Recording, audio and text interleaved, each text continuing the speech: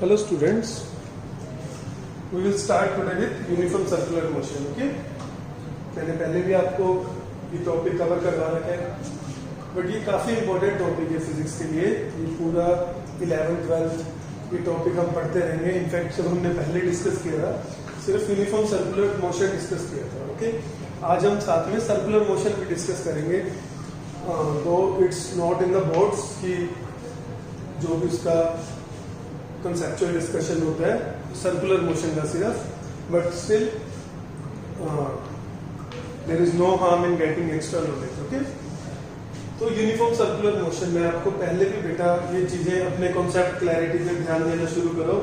मैं आपको पहले भी यूनिफॉर्म मोशन और यूनिफॉर्म सर्कुलर मोशन में व्हाट्सएप क्लासेस में भी डिफरेंस बता चुका हूँ. आपको नोट्स लिखकर प्रॉपरली एक एक चीज बताई गई थी. फिर मैंने इसके ऊपर वीडियो बनाकर भी आपको काफी क्लियरली बताया था कि क्या होता है यूनिफॉर्म सर्कुलर मोशन.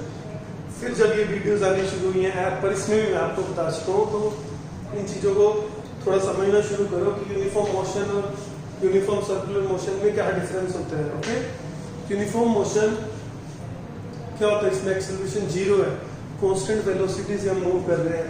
वो आंसर देना बंद करो, equal distances in equal intervals of time. Okay, uniform motion क्या है, इसमें एक्सेलरेशन जीरो है and we are moving with constant velocity. Uniform circular motion क्या है, when we are moving in a circle with constant speed. Okay, वहां पर constant velocity है, यहाँ पर कांस्टेंट स्पीड है. यहाँ पर जब हम सर्कल में घूम रहे हैं, ओके, मैं आपको ये भी बता चुका हूँ कि जब when we are moving in a circle it is not a straight line motion, it is motion in a plane. और हम कांस्टेंट स्पीड से घूम रहे हैं कि हर टाइम पे हमारी स्पीड क्या है, कांस्टेंट. ठीक है, तो this is called uniform circular motion. Constant speed है, वेलोसिटी कांस्टेंट नहीं है, क्योंकि हमारी वेलोसिटी की डायरेक्शन चेंज होती जा रही है. And whenever there is change in velocity there will be acceleration. चाहे वेलोसिटी का मैग्नीट्यूड चेंज हो रहा हो, चाहे वेलोसिटी की डायरेक्शन चेंज हो रही हो, in both cases there will be acceleration. तो ये किसका एग्जांपल हो जाता है, यूनिफॉर्म सर्कुलर मोशन है, कांस्टेंट स्पीड है, but still it is an example of accelerated motion. Okay, वो हम डिस्कस करेंगे कि एक्सेलरेशन क्या होगा. कि मान लो ये आर, ठीक है, तो इसकी डेरिवेशन होती है, वो भी हम नहीं करेंगे क्योंकि सब अपना ऑब्जेक्टिव टेस्ट भी ऑब्जेक्टिव होंगे. डेरिवेशन दो इट इज इम्पोर्टेंट, क्या कहते हैं, सब्जेक्टिव एग्जाम्स में. तो छोटी डेरिवेशन है, जब भी कभी हमारा स्कूल स्टार्ट होगा या हमारे सब्जेक्टिव एग्जाम्स होंगे, हम इन डेरिवेशंस को will take it. Okay, physics के पॉइंट ऑफ व्यू से नॉट मच इम्पोर्टेंट. तो देखो कि ये इतनी बात आ गई आपको समझ. फिर एक्सेलरेशन जो होता है वो हमेशा किधर होता है, सेंटर की तरफ. मतलब जब भी आप यहाँ पर हो तब भी सेंटर की तरफ, यहाँ तो सेंटर की तरफ, यहाँ पर हो तब भी सेंटर की तरफ. तो एक्सेलरेशन की direction is always towards the centre. तो अगर हम देखें एक्सेलरेशन की डायरेक्शन भी कॉन्स्टेंटली क्या हो रही है, चेंज हो रही है, तो एक्सेलरेशन भी कॉन्स्टेंट नहीं है. It is an example of accelerated motion, but it is not an example of uniform acceleration. Uniform acceleration मतलब acceleration constant होना चाहिए, acceleration constant होना चाहिए मतलब acceleration का magnitude भी constant होना चाहिए और direction भी. तो यहाँ पर हम देखेंगे कि acceleration का magnitude तो constant है, v square by r, but क्योंकि इसकी direction constant है तो acceleration constant नहीं है. AC मैंने लिखा है, AC मतलब C stands for centripetal. इस एक्सेलरेशन को हम स्पेशल नेम देते हैं, this is called centripetal acceleration. Centripetal acceleration का मतलब होता है acceleration whose direction is always towards the center. Okay, और इसका फॉर्मूला क्या है, v square by r. Clear, इतना आपको याद रखना है, ये बहुत ही इंपॉर्टेंट है. तो जब भी हम यूनिफॉर्म सर्कुलर मोशन में है, हमारा एक्सेलरेशन होगा v square by r and its direction will always be towards the center. Okay, इसके बाद फिर आप क्या देखोगे कि इसका टाइम पीरियड,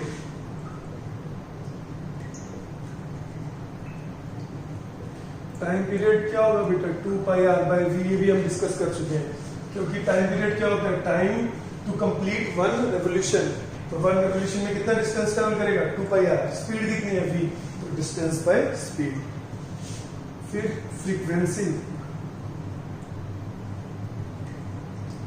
फ्रीक्वेंसी को कैसे डिफाइन किया जाता है? Number of revolutions per unit time. Okay, frequency की डेफिनेशन है हमेशा याद रखनी है, number of revolutions per unit time या पर सेकेंड।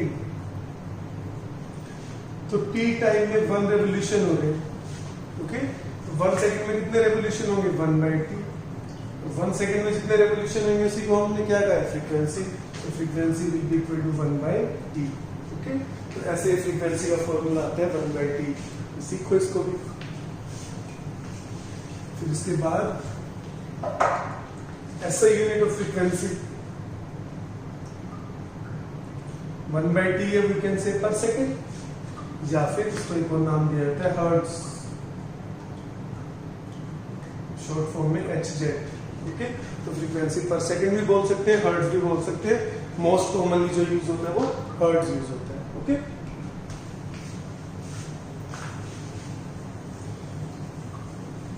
इसके बाद एक और टर्म आप सीखोगे और वो कमिंग चैप्टर्स में भी रोटेशनल मोशन चैप्टर में भी वो टर्म आएगी। वो टर्म को भी मैं नाम दूंगा एंगुलर स्पीड। एंगुलर वेलोसिटी भी बोल देते हैं, एंगुलर स्पीड भी, क्योंकि डायरेक्शन ज्यादा मैटर नहीं करती एंगुलर वाले केस में। एंगुलर स्पीड क्या होती है? नॉर्मल स्पीड क्या था? जैसे हमने इंस्टेंटेनियस स्पीड या इंस्टेंटेनियस वेलोसिटी की डेफिनेशन दी थी, rate of change of position with respect to time. तो एंगुलर स्पीड भी क्या होती है कि रेट ऑफ चेंज ऑफ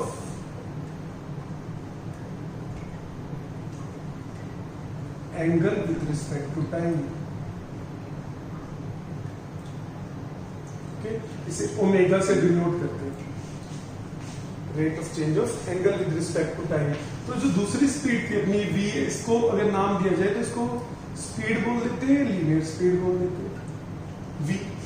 ये क्या है? Rate of change of position with respect to time. v को अपन लिखते थे dx/dt। इसको क्या लिखेंगे? ओमेगा को पोजीशन की जगह क्या आ गया? Angle dθ/dt। ओके, ये लीनियर स्पीड है, ये एंगुलर स्पीड है, पोजीशन की जगह एंगल आ गया। इसकी यूनिट क्या बनती थी? मीटर पर सेकंड। इसकी क्या बन जाएगी? एंगल की क्या यूनिट डिस्कस करी थी हमने? रेडियन पर सेकंड। मैंने कहा था रेडियन हम कई बार लिखते भी नहीं है, तो रेडियन अगर नहीं लिखेंगे तो क्या बन जाएगी? सिर्फ पर सेकंड। और जो फ्रीक्वेंसी की यूनिट बनेगी वही ओमेगा की यूनिट बनेगी पर सेकंड। ओके, तो इसके बाद फिर हम कंटिन्यू करते हैं आगे। Next beta we will see the relation between the angular speed and linear speed. ये भी एक छोटा सा इसका डेरिवेशन है, ये आपको सीखने तो देखो हमने एक रिलेशन पढ़ा था ट्रिग्नोमेट्री के टाइम में, मैंने आपको पढ़ाया था कि ये लेंथ ऑफ आर्क है और ये रेडियस है, ये थीटा है। तो हमने पढ़ा था theta equal to L/R। Okay, तो L हो गया हमारा थीटा, R डिफरेंशिएट कर on both sides, dL/dt। R constant है, उसका कुछ नहीं करेंगे, dθ/dt। dL/dt हमारा बन जाएगा वेलोसिटी, dθ/dt है ओमेगा। तो रिलेशन क्या आ गया? v equal to omega. Okay, very important relation again. तो ये लीनियर स्पीड और एंगुलर स्पीड में रिलेशन है, v इक्वल टू ओमेगा। फिर इसको फर्दर डिफरेंशिएट करो, dv/dt, dω/dt। ठीक है, dv/dt क्या हो जाएगा? एक्सेलरेशन, और dω/dt हो जाएगा एंगुलर एक्सेलरेशन, अल्फा से लिखते हैं, ये बन गया अल्फा। ओके, मैं इस पर आऊंगा बाद में, बस एक बार के लिए नोट कर लेना कि a इक्वल टू अल्फा आ रहा है। अभी आपको कुछ नहीं पता, ठीक है, इसको हम डिस्कस करेंगे a इक्वल टू अल्फा को बाद में। तो देखो v इक्वल टू ओमेगा आ गया, तो we will get new set of formulas. सारे ये भी मैं पहले आपको बता चुका हूँ। टाइम पीरियड का फॉर्मूला था 2πr/v, v की जगह ओमेगा r। तो टाइम पीरियड का एक और फॉर्मूला आ गया 2π/ओमेगा, अगेन वेरी इंपॉर्टेंट फॉर्मूला। तो ओके, देखो ऐसे है कि एक रेवोल्यूशन में हमने कितना एंगल रिवॉल्व कर लिया, 2 pi. Total angle by speed will give you time. Is total distance by speed, time, total angle by angular speed will give you time. फिर हमने f equal to 1 by t पढ़ा, t की value डाल दो यहाँ से omega आ गया 2 by f। ये भी खूब यूज होते हैं सारे फॉर्मूलाज, विद टाइम आपको याद है, ठीक है। फिर हमने एक्सेलरेशन का फॉर्मूला पढ़ा, v square by r, v की जगह ओमेगा डाल दो, एक्सेलरेशन का फॉर्मूला आ गया ओमेगा स्क्वायर। ये भी याद रखना, जितने भी फॉर्मूले मैंने ऐसे बॉक्स में डाले हैं सारे फॉर्मूले आपको याद होने चाहिए। और इसके बाद एक एग्जांपल गिवन है 4.10, ओके, एनसीईआरटी का, वो आप सॉल्व कर लेना, सिंपल इसी से सॉल्व हो जाएगा। इतना मैंने आपको पहले पढ़ाया हुआ है और ये सारा यूनिफॉर्म सर्कुलर मोशन के लिए, ओके। अभी भी वो जो a इक्वल टू अल्फा था वो मैंने आपको कहा है, उसको एक बार नोट डाउन कर लो, we will discuss now, okay. तो सारे फॉर्मूले आपको याद रखने, सारी बातें। अब देखो, अगर सिंपल सर्कुलर मोशन लिखा होगा, सर्कुलर मोशन का क्या मतलब होगा? Circular motion when we are moving in a circle, not necessarily with constant speed, मतलब हमारी मान लो स्पीड भी चेंज हो गई, ओके। तो जो स्पीड है कांस्टेंट नहीं है, हम सिर्फ सर्कल में घूम रहे हैं। मान लो बेटा स्पीड बढ़ रही है, ओके, हम सर्कल में घूम रहे हैं और हमारी स्पीड बढ़ती जा रही है। अब जो स्पीड है उसका मैग्नीट्यूड भी बढ़ रहा है, और जो स्पीड नहीं बोलेंगे, वेलोसिटी का मैग्नीट्यूड भी बढ़ रहा है और वेलोसिटी की डायरेक्शन भी चेंज होगी। मतलब एक्सेलरेशन दो होंगे, एक एक्सेलरेशन जो मैग्नीट्यूड चेंज कर रहा होगा, एक एक्सेलरेशन जो डायरेक्शन चेंज कर रहा होगा, ओके। तो AC equal to v square by r। फिर मैंने एक और चीज लिखी थी, A equal to alpha r। ये A और A सेम है नहीं, और क्या इनमें डिफरेंस है, सेम नहीं है, तो क्या फर्क है? तो देखो बेटा, सेंट्रीपिटल एक्सेलरेशन हमेशा v स्क्वायर बाय r रहेगा। मान लो मेरी स्पीड बढ़ती जा रही है कि यहाँ पर कुछ v1 थी, यहाँ पर बढ़कर v2 होगी, तो यहाँ पर मेरा सेंट्रीपिटल एक्सेलरेशन होगा v1 स्क्वायर बाय r, यहाँ पर मेरा सेंट्रीपिटल एक्सेलरेशन होगा v2 स्क्वायर बाय r। अब जो मेरा सेंट्रीपिटल एक्सेलरेशन है, यूनिफॉर्म सर्कुलर मोशन में सेंट्रीपिटल एक्सेलरेशन का मैग्नीट्यूड कांस्टेंट था, अब मैग्नीट्यूड भी कांस्टेंट नहीं है, क्योंकि v की वैल्यू चेंज होती जा रही है। तो यहाँ पर कितना सेंट्रीपिटल एक्सेलरेशन होगा, v1 स्क्वायर बाय r, यहाँ पर कितना होगा, v2 square by r, okay. तो सेंट्रीपिटल एक्सेलरेशन बेसिकली क्या होता है, आपको ध्यान रखना है, centripetal acceleration is responsible to change the direction, okay. जो वेलोसिटी की डायरेक्शन चेंज हो रही है, ओके, इसकी वजह से हो रही है सेंट्रीपिटल एक्सेलरेशन की वजह से। और जो हम पहले एक्सेलरेशन पढ़ चुके हैं मोशन इन स्ट्रेट लाइन में, वहां पर हम कभी भी एक्सेलरेशन को इसी सेंस में डिस्कस करते थे कि जब स्पीड चेंज हो रही होती थी कि मैग्नीट्यूड ऑफ वेलोसिटी चेंज हो रहा होता था। ये 80 है, इसको बोलते हैं टेंजेंशियल एक्सेलरेशन, कि इसकी डायरेक्शन हमेशा टेंजेंशियली रहेगी, कि AC डायरेक्शन चेंज करता रहेगा, 80 हमेशा ऐसे वेलोसिटी की डायरेक्शन में, यहाँ पर ऐसे, यहाँ पर ऐसे, it will always act along the tangent, okay. क्यों मैं इसी डायरेक्शन में लगा रहा हूँ, v की डायरेक्शन में लगा रहा हूँ, इधर v तो v इधर, क्योंकि वेलोसिटी बढ़ रही है, वेलोसिटी और एक्सेलरेशन जब सेम डायरेक्शन में होता है तो वेलोसिटी बढ़ रही होती है, ये हमारा टेंजेंशियल एक्सेलरेशन, ओके। अल्फा को मैंने क्या नाम दिया था, एंगुलर एक्सेलरेशन। अल्फा किसके बराबर होगा, d omega by dt, rate of change of angular speed. 80 किसके बराबर होगा, dv by dt, rate of change of linear speed. सिर्फ मैग्नीट्यूड, ये v अगर सिर्फ लिखते हुए बताया था वेक्टर्स में, अगर हम सिर्फ वेक्टर लिखते हैं, v वेक्टर नहीं लिखा मैंने, तो ये क्या रिप्रेजेंट करता है, मैग्नीट्यूड। तो यहाँ पर 80 क्या है, rate of change of speed with respect to time, rate of change of angular speed with respect to time. तो 80 क्या चेंज कर रहा है, मैग्नीट्यूड ऑफ वेलोसिटी, AC क्या चेंज कर रहा है, डायरेक्शन ऑफ वेलोसिटी, ओके। तो याद रखना है जो फॉर्मूला हमने किया था उसमें ए क्या था 80, 80 स्टैंड्स फॉर टेंजेंशियल एक्सेलरेशन। ठीक है, अल्फा के SI यूनिट भी डिस्कस कर लो, ये अगेन सारी चीजें रोटेशनल मोशन में भी आएंगी। तो इसकी थी रेडियन पर सेकंड, 1 सेकंड और डिवाइड हो गया तो क्या होगी रेडियन पर सेकंड स्क्वायर। ओके, ये अल्फा के SI यूनिट है। रेडियन लिखा होना जरूरी नहीं है, पर सेकंड स्क्वायर भी बोल सकते हैं, रेडियन पर सेकंड स्क्वायर। ठीक है, फिर देखो यहाँ पर और इसके चीजें, काफी सारी चीजें, ये बहुत इंपॉर्टेंट टॉपिक है। अगर हम थोड़ा सा बोर्ड से हट जाए तो इसकी नॉलेज होनी बड़ी जरूरी है। देखो क्या होता है कि आपको दे दिया कि स्पीड बढ़ रही है, स्पीड बढ़ रही है, हम ऐसे घूम रहे हैं एंटी क्लॉकवाइज, AC इधर होगा, AT इधर होगा, मतलब एक्सेलरेशन इधर भी है इधर भी है, मतलब दो एक्सेलरेशन के दो कंपोनेंट्स हो गए, परपेंडिकुलर कंपोनेंट्स। एक्सेलरेशन का रिजल्टेंट कहीं बीच में आएगा, ये नेट एक्सेलरेशन है बेटा। तो नेट एक्सेलरेशन क्या होगा, नेट एक्सेलरेशन का मैग्नीट्यूड कितना होगा, under root of AC square plus AT square. इसके ऊपर बेस्ड कभी आपके एग्जाम में क्वेश्चन आया हुआ है, हालांकि दिया नहीं है NCERT में, उन्होंने पूछा बताओ रिजल्टेंट एक्सेलरेशन क्या होगा। रिजल्टेंट एक्सेलरेशन मतलब under root of AC square plus AT square. AC को आप लिख दोगे B स्क्वायर बाय R और AT गिवन था 80, तो आंसर था, यही आंसर था, बस AC की जगह आपको B स्क्वायर बाय R लिख देना। ओके, ये नेट एक्सेलरेशन है।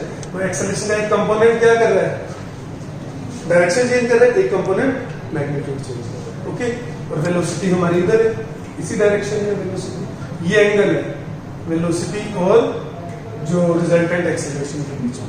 ओके, अगर हमारी स्पीड कम हो रही होती, हम इधर ही जा रहे हैं B, AC स्पीड कम हो रही है, तो टेंजेंशियल एक्सेलरेशन क्या होगा, it will always be opposite to the direction of velocity. Net acceleration इधर आएगा। अब एंगल क्या बन रहा है वेलोसिटी और रिजल्टेंट एक्सेलरेशन में, ऑब्ट्यूज, यहाँ पर क्या बन रहा है एक्यूट। क्वेश्चन पूछ लेते हैं, ये नेट रिजल्टेंट एक्सेलरेशन है, वैल्यू अभी भी वही होगी under root of AC square plus AT square. Okay,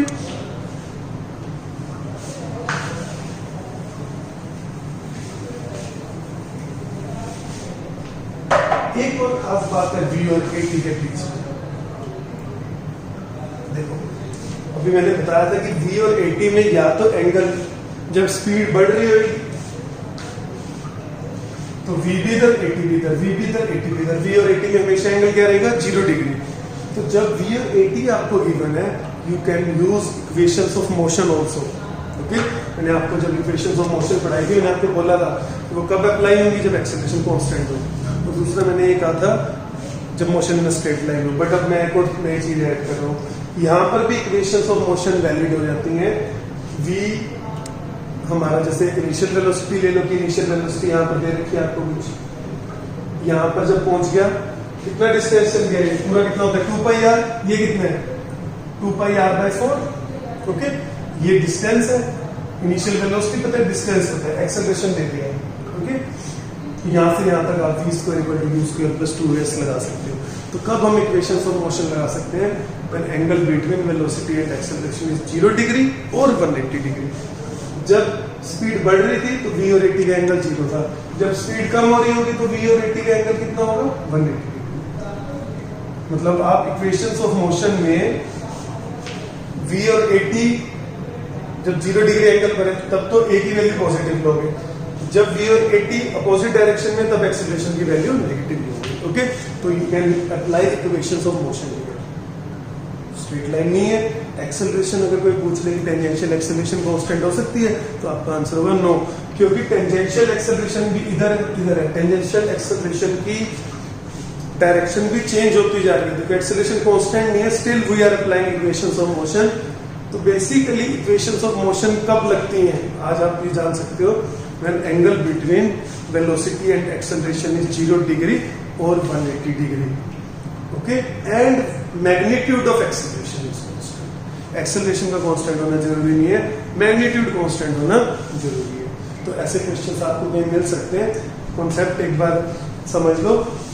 जब आप कभी, आप में से कुछ स्टूडेंट्स ने मुझसे इसके ऊपर भी डाउट्स लेने चाहे, जब हमारी पहले क्लासेस चल रही थी व्हाट्सएप पे, तब मैंने उन्हें कहा था कि ये आउट ऑफ स्कोप है, या मैंने कह दिया होगा कि स्कूल में आएंगे तब पढ़ेंगे। अब ये कॉन्सेप्ट समझ लो एक बार, आप अपने डाउट्स अब इससे रिलेटेड मुझसे ले सकते हो, तो मैं आपको बता पाऊंगा कि ये बेटा मैंने पढ़ाया था, इस चीज को रेफर करो और आपको समझ आ जाएगी बात। तो ये ध्यान रखना, v और at के बीच में हम इक्वेशंस ऑफ मोशन यूज कर सकते हैं। जब स्पीड बढ़ रही है तो एक्सेलरेशन पॉजिटिव ले लेना, स्पीड कम हो रही है तो एक्सेलरेशन नेगेटिव ले लेना। AC is responsible to change the direction, AT is responsible to change the speed। और नेट एक्सेलरेशन जैसे कि अभी मैंने डिस्कस किया, इधर AC है इधर AT है, ओके। रिजल्टेंट एक्सेलरेशन इधर आ रहा है, तो AC v square by r हो गया, AT अल्फा हो गया। ये इसका मैग्नीट्यूड मैंने बता दिया क्या होगा, under root of AC square plus AT square. ठीक है, अब ऑब्जेक्टिव क्वेश्चन कुछ ऐसे दिए होते हैं कि एक्सेलरेशन होगा dv by dt, magnitude of acceleration या सिंपली a लिखेंगे वो होगा dv बाई dt, या फिर हम इसे लिख सकते हैं d of v magnitude. AC सिर्फ v स्क्वायर बाय r के बराबर है और AC की direction will always be towards the centre. तो देखो बेटा, मैग्नीट्यूड ऑफ A या सिर्फ A, ये किसके बराबर होगा? नहीं, यहां पर भी गलती है, ऐसे नहीं लिख सकते, सॉरी, ये AT के बराबर है। AT will be equal to dv by dt, tangential acceleration किसके बराबर होगा? dv by dt। v लिख दो या मैग्नीट्यूड ऑफ v लिख दो, एक ही बात है। तो tangential acceleration is equal to the rate of change of speed. Magnitude of velocity क्या होता है? स्पीड। तो टेंजेंशियल एक्सेलरेशन होता है rate of change of speed, जिसकी वैल्यू अल्फा r भी होती है। AC होता है v स्क्वायर बाय r, और ये क्या लिखा हुआ है? पूरा वेक्टर, रिजल्टेंट वेक्टर है ये वाला वेक्टर, ये किसके बराबर होगा? Rate of change of velocity with respect to time. क्योंकि मैंने यहाँ वेलोसिटी वेक्टर लिख दिया है, तो इसके अंदर मैग्नीट्यूड भी आ गया और डायरेक्शन भी आ गया। ठीक है, तो ये ऐसे ऑब्जेक्टिव क्वेश्चन में आपको कंफ्यूज करेंगे कि A इसके बराबर होगा, इसके बराबर होगा, इसके बराबर होगा, या AT इसके बराबर होगा, इसके बराबर होगा, या इसके बराबर होगा। इसको समझो बेटा, ये रिजल्टेंट एक्सेलरेशन है किसके बराबर है? Rate of change of velocity vector with respect to time. Velocity vector में दोनों चीजें आ गई, मैग्नीट्यूड और डायरेक्शन। ये देखो, इसके एक कंपोनेंट डायरेक्शन चेंज कर रहा है, एक कंपोनेंट मैग्नीट्यूड चेंज कर रहा है। बट AT सिर्फ क्या चेंज कर रहा है? मैग्नीट्यूड चेंज कर रहा है। तो यहाँ पर सिर्फ क्या लिखा है?